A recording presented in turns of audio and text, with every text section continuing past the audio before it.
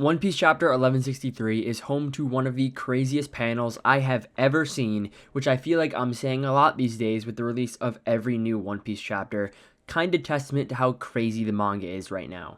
But instead of talking about some of the crazy characters and crazy moves in this panel, or talking about some of the crazy lore drops in this chapter, instead I want to use what this chapter has given us to analyze Imu, the story's potential final villain, and one of the most mysterious characters in the entire story. So in this video, we're going to be analyzing the entirety of the God Valley incident, as well as every Imu appearance in the story to figure out what exactly Imu is. We're going to be talking about design here, personality, levels of strength, everything that comes with a character in One Piece. Now, just a little disclaimer to clear things up. It is unclear whether Imu is male or female or neither, so I'm just going to be using them or they to talk about Imu, or just using their name, because I don't want to jump the gun and assign this character a gender when we actually don't know what they are yet. Before we start, remember to subscribe, and if you're interested in all of the Davy Jones lore drops in this chapter, look forward to later this week where I'm going to be dropping a video analyzing what the Davy Jones lineage could be. Now let's get into it. First, starting with Imu's character design. For the longest time, ever since Imu's introduction, we thought they were going to have a character design, and this black sort of silhouette was just Oda's way of keeping them out of the story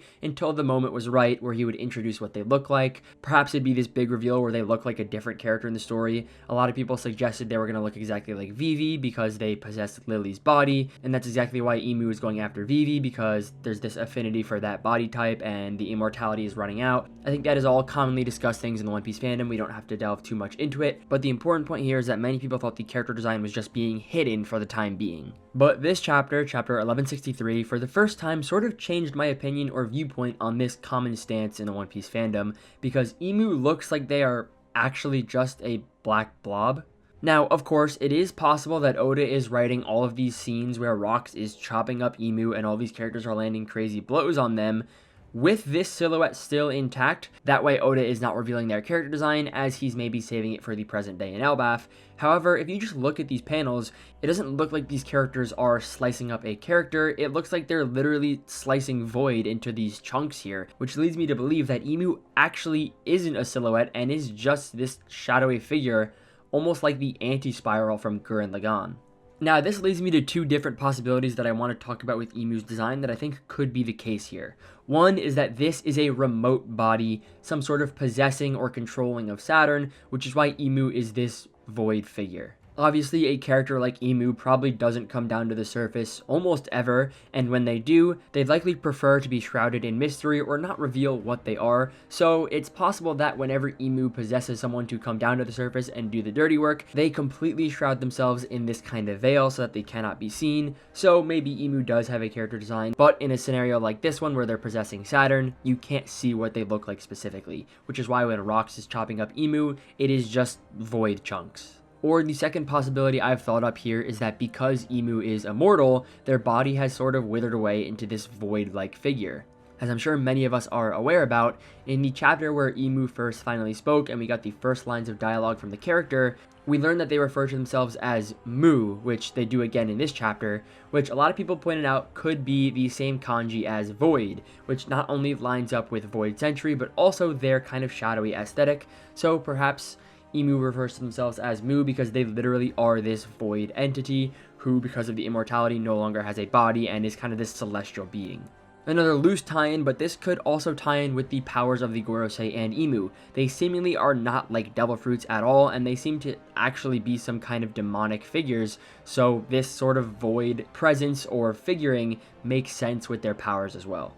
I personally would really prefer for Imu to have an actual character design. I think Oda could cook up some really good design for the final villain of the story, and I think most One Piece villains are really impeccably designed, so I'd prefer that they aren't just this void figure. Although it's kind of fitting for this celestial last boss of the series, I would prefer some kind of actual personality in their design, so I guess we'll have to wait and see, but this chapter really made me lean towards Imu actually not being a silhouette, but rather just like this void triangle looking thing. But enough about Imu's character design, let's talk about the insane implications that this chapter had on the strength level of Imu. So, it is clear that Imu is, in my opinion, like 80% chance to be the final villain of the story, obviously at odds with Blackbeard here, who a lot of people think is the final villain, But regardless of if it's Imu or Blackbeard, everyone knew that Imu had to be strong because it's such a late game villain and represents the entire crux of the story, so you can't have a weak person in this position. Which is why I was hoping for some kind of Imu hype in this flashback, because if we don't know how strong Imu is all the way up to when Luffy ends up fighting them, it's kind of less hype inducing, but if we know how strong Imu is going into that fight, it's really cool to see the main character Luffy stand up to that challenge. And this chapter kind of delivered that hype I was talking about. Let me explain. Of course, when you look at one of the most insane panels in One Piece history here, there is no display of strength this strong in the entire story. I think you can swap out Imu for any other character in this instance, except for maybe the Gorosei, and they would die. I don't think any character in One Piece tanks this attack at all. Which, on the surface, you'd think, yeah, that's Imu hype. They just tanked like 6 of the strongest attacks that One Piece has ever seen, like it was nothing. However, I have just a little bit of a gripe, or kind of doubts about this display of strength, and let me explain what I mean. I was talking to some friends about how this panel kind of looks as far as power scaling goes, and one of them made a really good point about how you can look at Imu's performance here. Using Pokemon as a lens to describe these characters, let's talk about how crazy it would be if Imu tanked this attack using levels. For example, if every character on this panel, Kaido, Whitebeard, Big Mom, Roger, Garp, Rox, were all like level 60 Pokemon, then Imu tanking this attack being level like 1000, I know you can't go that high in Pokemon, but let's just say that's the case here, would be extreme hype for Imu's character. You know how strong you'd have to be level-wise to tank all of these attacks? You'd have to be crazy strong. That would be insane hype for the character. However, what I'm worried about here when it comes to hyping up Imu's strength is not level-based. What if this was kind of a type matchup scenario, where all of the people here attacking Imu were using normal type moves in a Pokemon lens again, and Imu was a ghost type. It just doesn't affect them. This makes this strength feat a lot less hype inducing for Imu. If the reason why Imu shrugged this attack off and was seemingly unfazed was not because of their general level of strength, but instead just because nothing works on them, it feels a little bit cheaper for the hype that it's supposed to bring for this final character of the story. Either way, it is crazy to see a character tank all of these attacks and have nothing happen to them, so I'm going to say it's Imu hype regardless. However, if these attacks just didn't affect Imu because they don't have some special hockey imbued or they're not using the right technique, it makes it a lot less serious in my eyes and makes me feel like Imu is a lot less stronger than they would be if this was like a level-based scenario. Another thing that I want to talk about with Imu's strength, specifically in this chapter, is Domi Reversi. Now, if you're familiar with my channel, I already have a video explaining why I am not a fan of Domi Reversi. However, this chapter just furthered my worries. Instead of going into why I think it's a bad writing decision, I'm just going to not bring the negativity today. Instead, let's talk about what this means for a strength perspective. It seems like there is no conditions for Domi Reversi to be activated. I've seen some One Piece fans argue that it is like a contractual sort of spell where you have to get damaged by Imu and then are possessed to go finish a task commanded by Imu, and then you become fully like a devil or something like that. We saw Dorian Bragi get tasked to go kill Jarl in Elbaf.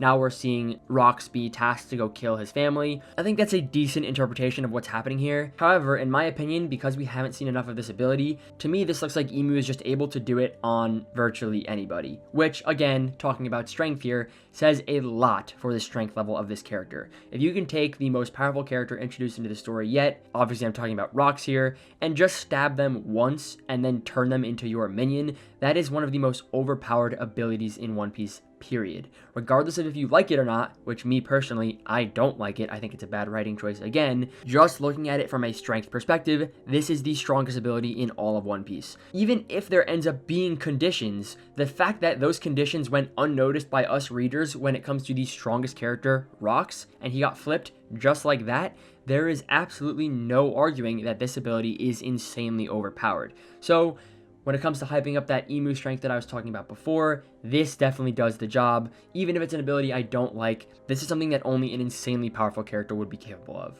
So there are still question marks. Yes, this chapter absolutely hyped up Imu with being able to tank the strongest display of strength in all of One Piece, and then turning Rox into their minion with Domi Reversi just like that, despite him being one of the strongest characters ever. These things hype up Imu incredibly, but there are still definitely question marks as to how some of these abilities work. But putting character design and strength aside, the most important and interesting thing to me in this chapter was the display of personality from Imu, as we finally, after nearly 20% of the story since they've been introduced, got some sort of motivation or hints towards a motivation as to what Imu's character arc might look like or what they're specifically aiming for. Now, obviously, every line of dialogue with Imu has pointed towards hate towards Joy Boy, hate towards the Will of D, needing complete control over the world, oppressing figures from the Void Century, keeping the secrets of the world on lock. These are all things we kind of all understand about the character already. However, there's a specific line of dialogue in this chapter that I thought was very interesting, and rather instead of coming from the perspective of the world government's wishes,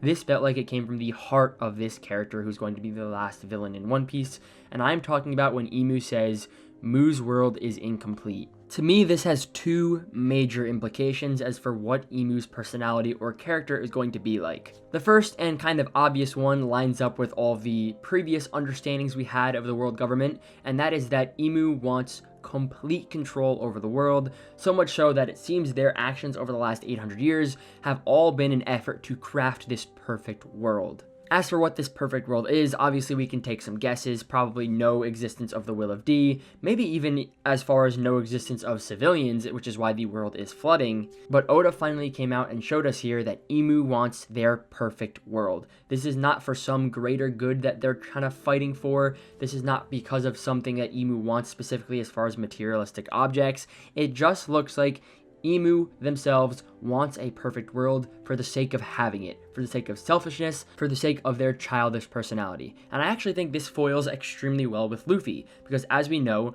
Luffy is an extremely selfish character and wants to make the world a place where everyone can eat, as was his last line in the Kaido fight. And he kind of has this childlike simplicity surrounding him where he kind of just wants what he wants and he won't stop until he gets what he wants. It feels like it's the same thing with Imu here, which is, I think, even more stock for Imu being the last villain of the story. You'll have Luffy who wants to make his perfect world and Imu who wants their perfect world clashing in this sort of childlike, extremely strong clash, which is such a interesting juxtaposition, and I think that's really good for One Piece. And the second implication here, I just said it a million times with the word childlike, but I think Imu is probably a very young character. Obviously not in years because they've been around for probably around 900 years now. However, I think the point at which they were given this immortality was probably a point where they were a very young person as they continue to exhibit very childlike behaviors. I know people argue that the way they talk is very sophisticated and medieval-like, but I actually attribute this to sort of overkill from Oda. It feels like all the dialogue that comes from Imu is so overly complicated and fancified that it kind of feels like a child role-playing what it would be like to be important. And when you match that up with that very childlike dream of, I want my perfect world, it screams child to me. I just feel like in the Void Century, when this character was made immortal and turned into the king of the world, they were an extremely spoiled, selfish child, which is what we have here. Someone who's just lashing out at everyone, destroying everything that they deem an eyesore. It's all just very childlike tendencies, kind of, again, similar to what Luffy is like, which I think is really good for the end of One Piece and the fight that's going to conclude the story. But despite everything that this chapter gave us, there is still so much to learn about this character. What do they look like specifically, or are they this void-like figure? How strong are they really? What are the conditions for Domi Reversi? As well as what is their main goal, and what does it, more importantly, come from? What happened in the Void Century to make Imu want this perfect world that only they can possess? What caused this lashing out against the Will of D? These are the things that I'm most interested in, and if you want to keep up with One Piece as the weekly chapters drop and my interpretation of Imu's character, make sure to subscribe if you enjoyed this video. I think every chapter that drops is generational and recontextualizes so much of the story, and there's just a lot to talk about with it, so I'm really enjoying making videos right now, and I'd love to have you on board as this journey continues. Thank you for watching, and I'll see you next time.